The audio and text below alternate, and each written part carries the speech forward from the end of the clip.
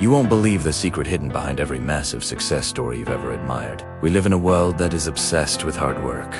But let me ask you a question. Why is it that some people work themselves to the bone for 40 years and end up with nothing but a bitter heart and a small pension, while others seem to glide through life with a smile on their face, achieving the impossible? The difference isn't the sweat, it's the vision. Most people are wandering through a thick fog, hoping they'll accidentally trip over a pile of gold. But a sovereign mind knows that if you don't have a destination, you're just drifting. And in the ocean of life, if you aren't the captain, you're just debris. Imagine being born in 1947. In Austria, I was still picking up the pieces of a devastating world war. It was a gray world, a place of small farmhouses, factory smoke, and limited horizons. My parents, like most people, wanted me to lead a normal life, stay in the village, become a farmer, or maybe a worker in the local plant. That was their vision. It was safe, it was predictable, but inside me something was screaming. I felt like I was born for something unique, something gargantuan, something that didn't fit in a small Austrian valley. Then came the vibe shift. I was 11 years old, sitting in a classroom, and they showed us a documentary about America. Suddenly, the screen was filled with impossible skyscrapers that touched the clouds, bridges that looked like spider webs of steel, and 6-lane motorways that stretched into forever. While the other kids were just looking at pictures, I was looking at my future. I remember walking home and thinking, I don't belong here.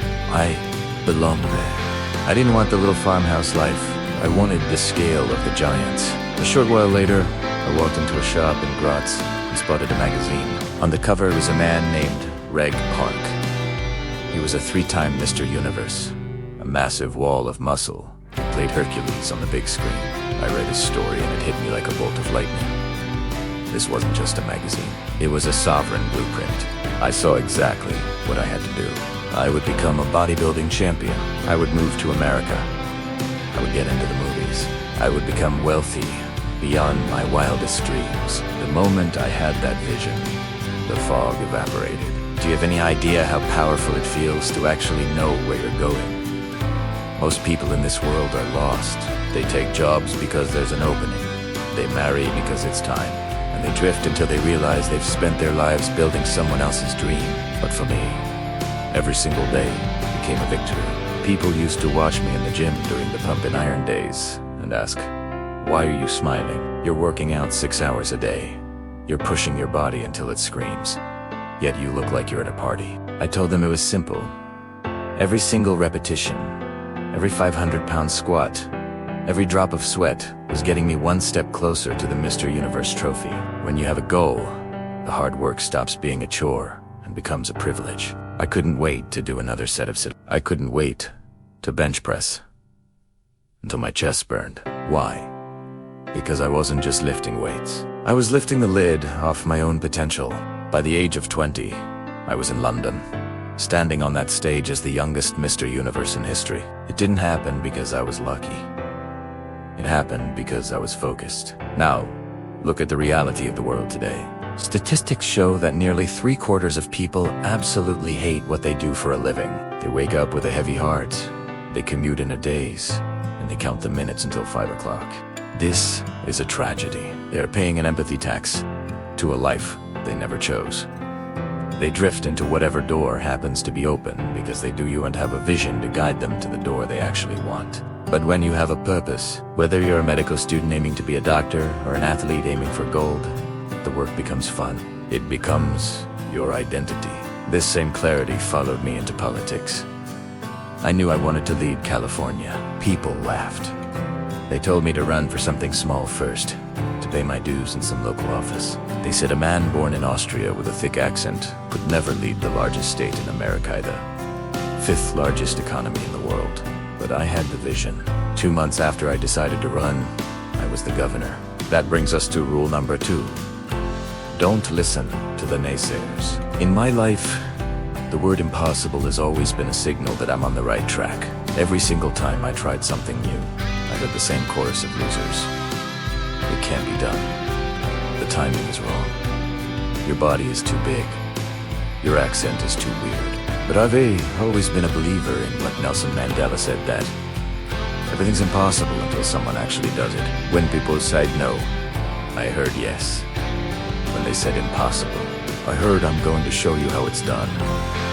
When I pivoted to acting, I applied the same sovereign discipline. I spent hours in college studying English, hours in accent removal classes, and all day in acting workshops. My first movie, Hercules in New York, was a total disaster. It went straight into the toilet, but I didn't blink. I kept the vision. And then, everything shifted. When I was cast in Conan the Barbarian, the director told the press something that changed everything.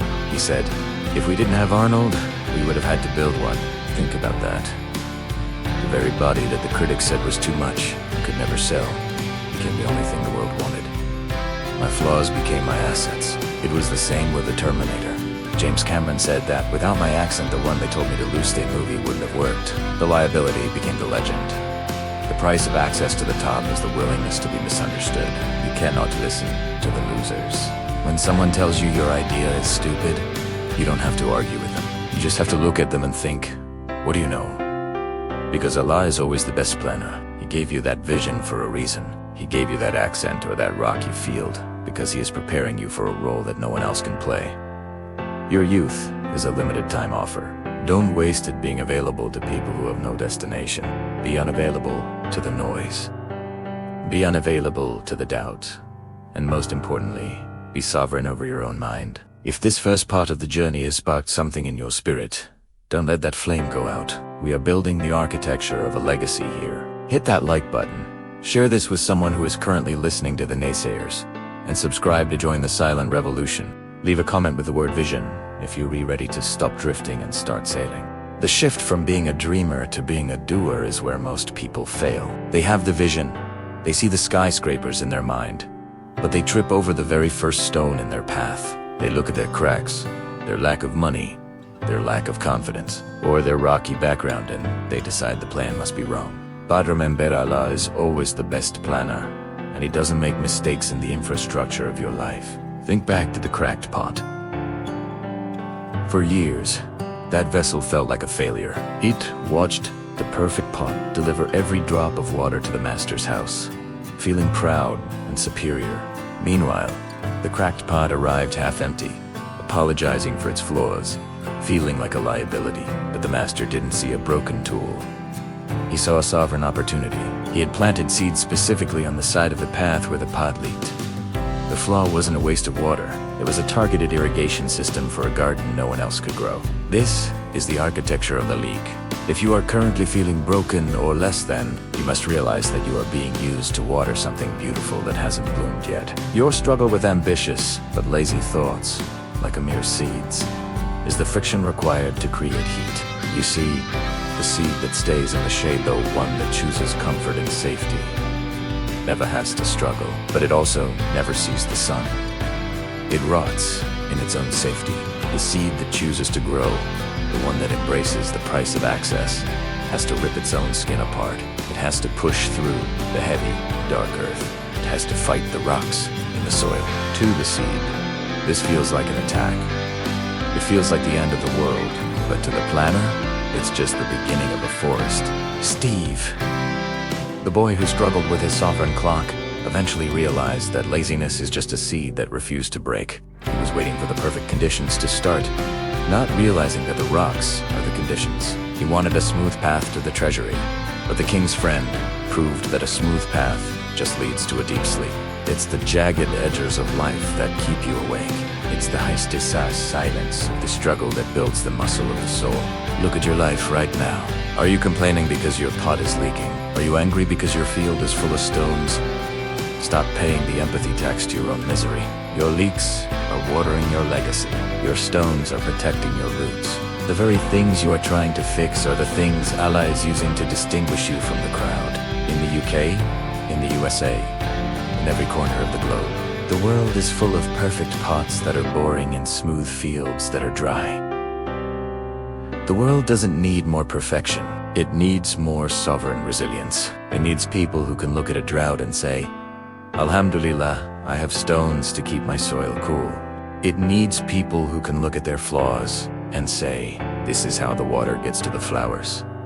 The vibe shift happens the moment you stop asking for a lighter load and start asking for a stronger back. You're a sovereign architect, and Allah has provided the perfect materials. The rocks are your foundation. The cracks are your grace. The time is your currency. If you are ready to stop apologizing for your leaks and start noticing your flowers, then let this message be your anchor. We are moving into the final chapters of this 2-hour odyssey, where we will see how all these lives, Steve, Amir, David, and the pots converge into one ultimate truth. Hit that like button if you've stopped fighting your rocks today. Share this with a person who thinks they are too broken to succeed. Subscribe to remain unavailable to the average life. Leave a comment with the word unbroken to show the world that your cracks are your strength. The moment of truth arrives when the vibe shift moves from your mind into your hands. You see, it is one thing to sit in the shade and discuss the architecture of the soul. It is quite another to stand in the heat of the noon sun and actually plant the seed. This is where the journey of Amir, the dreamer, reaches its ultimate, brutal conclusion. Amir was the classic example of ambitious but lazy. He had the vision, he could see the golden wheat swaying in his mind, but he was addicted to the luxury of tomorrow. He spent his days watching the other farmers, the ones he considered simple, as they sweated over their rocky fields. He thought he was smarter than them because he was waiting for the perfect weather, the perfect soil, and the perfect moment. But while Amir was waiting for perfection, the other farmers were building sovereign resilience. Then, the great drought arrived, the one we saw in David's story. This was the filter that Allah, the best of planners, sent to separate the smooth talkers from the stoneworkers. Amir's field, which he had left untouched because it wasn't perfect yet, turned into a hard, baked crust of nothingness. He had no rocks to shade his soil. He had no leaks from a cracked pot to provide a hidden source of life. He had nothing but his empty ambition seed in a heart full of December fear. This is the price of access that most people refuse to pay. Access to a legendary life isn't free. It is paid for with the now. Amir realized, too late, that the perfect moment he was waiting for was actually the messy moment he had ignored 3 months ago. He had been so busy being available to his own comfort that he became unavailable to his own destiny. But here's where the story shifts. Amir didn't just give up. In the middle of that drought, he looked over the fence at David's rocky field. He saw the green shoots coming out of the stone. He saw the power of the stone in action. He realized that David wasn't lucky. David was prepared. David had respected the sovereign clock that Steve had finally mastered. David had embraced the flaws of the cracked pot. Amir walked over to David, his head bowed. He didn't ask for grain, he asked for a lesson. "Teach me how to work with the rocks," he whispered. David looked at him with those eyes that had seen 1,000 sunsets and handed him a heavy, jagged piece of granite. "The rock won't move for your dreams, Amir, it will only move for your sweat. If you want the harvest, you have to stop being a guest in your own life and start being the sovereign architect." From that day on, the two stories became one. The lazy boy and the stone farmer began a silent revolution in Valley. They stopped praying for the smooth path and started praying for the strength to climb the rocky one. They realized that Allah is always the best planner because he gives you the struggle to kill the ego, so the soul can finally breathe. Now, look at your own field. You've been watching this for nearly 2 hours. You've felt the vibe shift. You've seen the cracked pot of your character, the sovereign clock of your time, and the rocks of your obstacles. The question isn't, why is this happening? The question is, what are you going to do with the stones? Will you stay as the perfect pot on the shelf, clean, dry, and utterly useless? Or will you be the cracked pot on the path of leaking, struggling, but leaving a trail of flowers in your wake? Will you be the dreamer who dies with his seeds still in his pocket? Or the sovereign master who turns a wasteland into a kingdom? The luxury of absence means you are now unavailable to the version of yourself that started this video. That person is gone. The person who makes excuses is dead. The person who waits for tomorrow has been evicted. You are now a sovereign vessel, filled with tea. Price of access, ready to claim your hidden potential. As we reach the final horizon of this odyssey, remember, Allah is always the best planner. He didn't give you an easy life. because he has a bigger role for you to play. He gave you the rocks because he knew you were the only one strong enough to turn them into a fortress. The drought will come again. The sun will burn. The world will try to tax your empathy and steal your time. But you have the stones. You have the seeds. You have the sovereign mind. Go out and water the dirt. Start messy. Start scared, but for the love of your own destiny. Start. Summary of this shift. We have moved from the snooze button to the sovereign throne. We have traded perfection for growth. We have realized that our flaws are our features. If this 2-hour journey has changed the way you breathe, then you are one of us. Hit that like button to seal the deal. Share this with the person who needs to know that their rocks are actually their blessings. Subscribe to remain sovereign in a world of drifters. Leave a final, legendary comment with the word unstoppable. To mark the day your harvest began, let's talk about 3 lives. A bodybuilder staring at his reflection, a young boy watching a clock, and a farmer cursing the rocks in his field. These aren't just stories. They are mirrors of our own lives. And by integrating the bodybuilder's vision, the boy's sense of time, and the farmer's rocky struggle, we arrive at the ultimate realization, the sovereign soul. You see, most of us spend our entire lives trying to fix our environment. We want the village to be richer, the soil to be softer, the sun to be cooler. We pray for a life without friction. But the master planner knows a life without friction is a life without fire. Imagine our farmer, David. If he had been given the smooth, easy loam he originally prayed for, what would have happened? He would have become a lazy farmer, just like everyone else. He'd have been available for every distraction, every gossip session, every long nap under a shady tree. But the rocks didn't just save his crops. They saved him. They forced him to develop a heistatous focus. They taught him that the price of access to true wisdom is a broken back and a steady heart. The stones were his teachers, and the drought was his graduation. This is where you must stand firm in your own life. Right now, you are likely facing your own rocky field. Maybe it's a career that feels stagnant, a body that feels weak, or a past that feels like a heavy chain around your ankle. You scroll through social media and you see the perfect pots, the people who seem to have that smooth soil, those flawless lives. Then you feel that familiar sting of fear. You feel like you're falling behind, but you are forgetting the law of the leak.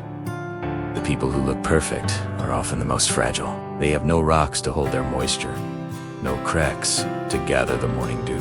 When the real drought of life hits sand, it always hits. With loss, with failure, with heartbreak, they evaporate. But you have been cracked. You have been stoned. You have been forged in the kill of unyielding pressure. You aren't just surviving, you are becoming drought-proof. Now think about Steve, the bodybuilder, and the sovereign clock he finally mastered.